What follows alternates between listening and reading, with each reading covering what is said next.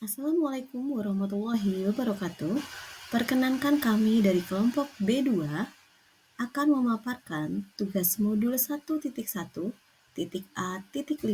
ruang kolaborasi, kekuatan konteks sosiokultural terhadap pemikiran Ki Hajar Dewantara. Perkenalkan, fasilitator kami yaitu Ibu Muslikah MPD, serta pengajar praktik kami adalah Ibu Erawati MPD. Inilah anggota kami, kelompok B2, yang pertama yaitu Tri Wahyuningsih dari SMP Negeri 3 Salaman, kedua Bapak Amolo Haripe dari SMA Negeri 1 Salaman, ketiga saya sendiri yaitu Siti Rubiatun dari SMP Negeri 4 1 Atap Salaman, dan yang keempat adalah Bapak Agus Suyanto dari SMA Negeri 1 Salaman. Pertanyaan pertama, apa kekuatan konteks sosiokultural yang sejalan dengan pemikiran Ki Hajar Dewantara?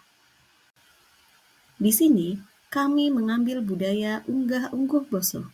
Pengertian dari unggah-ungguh boso yaitu tingkatan dalam berbahasa dengan memperhatikan latar belakang sosial penutur dan lawan bicaranya. Dalam konteks pendidikan, seorang pendidik dan peserta didik terikat aturan-aturan pokok, sebab mereka bagian dari kelompok-kelompok terpelajar. Dalam tradisi Jawa, mereka sekurang-kurangnya harus menggunakan ngoko alus, bahkan menggunakan kromo alus.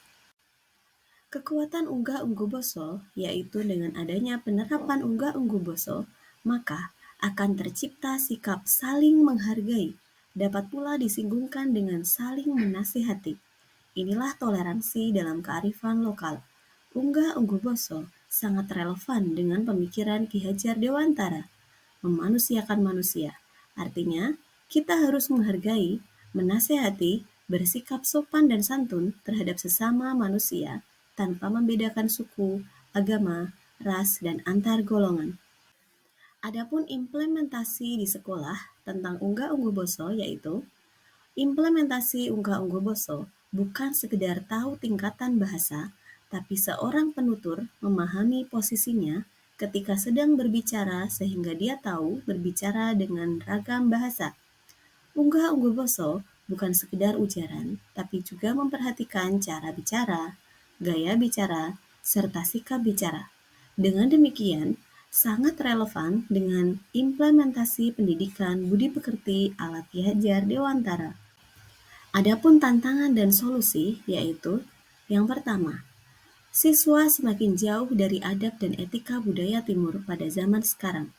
Hal ini dapat diatasi dengan adanya pembiasaan 3S, karena dengan berbahasa Jawa dengan krama inggil bisa menjadi salah satu indikator kesopanan dan adab.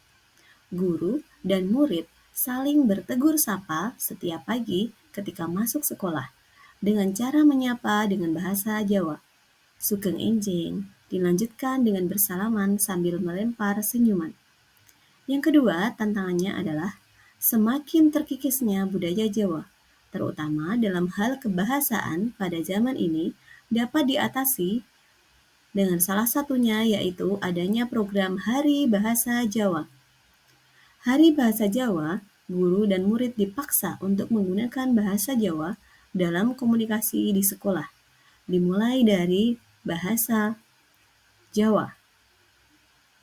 Adapun contoh konkretnya, yaitu melakukan sosialisasi dan edukasi unggah-ungguh basa Jawa kepada masyarakat, tentunya di lingkungan anak didik kita, baik melalui media massa, media sosial, maupun kegiatan-kegiatan offline lainnya.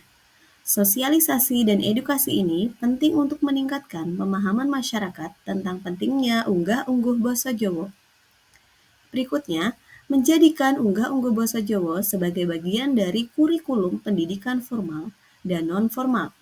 Hal ini dapat membantu untuk menanamkan nilai-nilai unggah-ungguh basa Jawa kepada generasi muda sejak dini. Yang ketiga, mengadakan kegiatan-kegiatan yang melibatkan penggunaan unggah-ungguh basa Jawa, seperti perlombaan, festival, dan acara-acara lainnya.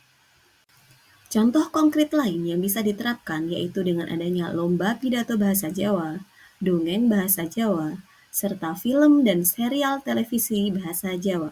Dengan menerapkan bentuk-bentuk penerapan tersebut, kita dapat membantu untuk mengenalkan unggah-ungguh basa Jawa kepada masyarakat luas, tidak hanya konseptual saja, tetapi juga secara praktis. Pertanyaan berikutnya yaitu, bagaimana pemikiran Ki Hajar Dewantara dapat dikontekstualkan sesuai dengan nilai-nilai luhur kearifan budaya daerah asal yang relevan menjadi penguatan karakter murid sebagai individu sekaligus sebagai anggota masyarakat pada konteks lokal sosial budaya di daerah Anda. Pembiasaan penggunaan unggah-ungguh basa sangat relevan dengan pemikiran Ki Hajar Dewantara. Jika dikontekstualkan dengan nilai-nilai luhur kearifan budaya daerah, akan menjadi penguatan karakter terhadap murid sebagai individu dan warga masyarakat dalam membentuk sikap positif dari kesempurnaan budi pekerti. Karakter luhur daerah menjadikan sebuah budaya dalam tumbuh kembang anak secara holistik dan seimbang dalam menghadapi kodrat zaman. Anak yang memiliki pikiran, perasaan, dan karya akan melahirkan karakter, sehingga menciptakan masyarakat yang bijaksana. Pertanyaan berikutnya, sepakati satu kekuatan pemikiran Ki Hajar Dewantara yang menebalkan laku murid di kelas atau sekolah Anda sesuai dengan konteks lokal sosial budaya di daerah Anda yang dapat diterapkan. Kami, kelompok B2, menyepakati pemikiran Ki Hajar Dewantara yang menebalkan laku murid sesuai dengan konteks lokal sosial budaya. Yang pertama, Engarso Song Tulodo, berarti seorang guru harus menjadi contoh bagi siswanya, baik sikap maupun pola pikirnya. Yang kedua, Ing Matio Mangun Karso, berarti bila guru berada di antara siswanya, maka guru tersebut harus mampu memberikan inspirasi dan motivasi bagi siswanya, sehingga siswa diharapkan bisa lebih maju dalam belajar. Yang ketiga, Tutwuri Handayani, guru diharapkan mau memberikan kepercayaan bahwa siswa dapat melaksanakan tugasnya dengan baik. Guru tidak boleh merendahkan kemampuan siswa.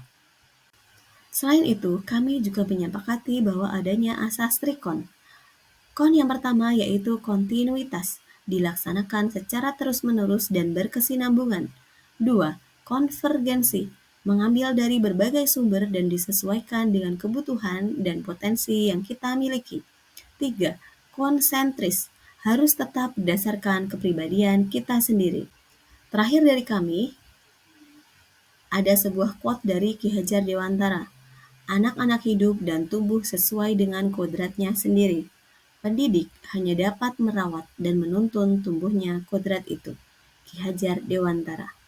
Cukup sekian dari kelompok kami. Terima kasih atas waktunya. Mohon maaf bila banyak salah kata yang disengaja maupun tidak disengaja. Wassalamualaikum warahmatullahi wabarakatuh.